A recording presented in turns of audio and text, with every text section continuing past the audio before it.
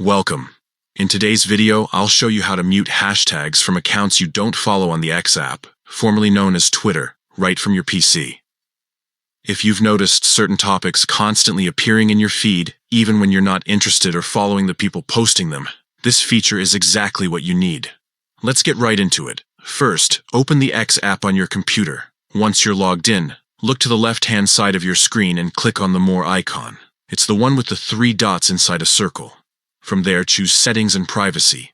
This will open a new panel with several options. Next, go to Privacy and Safety.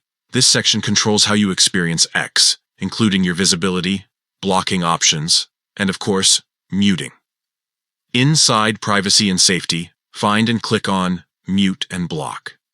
This is where you'll see all your muted accounts, muted notifications, and the option we're focusing on today, muted words. Click on Muted Words, and you'll see a list of anything you've muted so far. To add a new one, click the plus icon in the upper right corner. A small window will pop up asking you what word or hashtag you want to mute. Now type the hashtag you'd like to mute, making sure to include the hashtag symbol before it.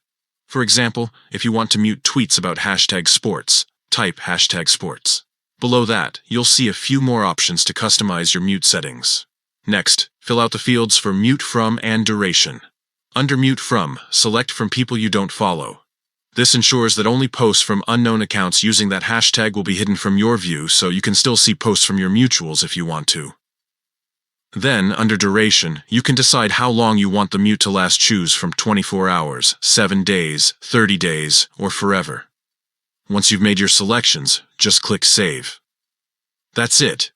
You've successfully muted a hashtag from people you don't follow on X. Now your timeline will be cleaner, calmer, and focused only on what you actually care about. If you found this helpful, don't forget to subscribe for more quick tech guides like this one. Thanks for watching.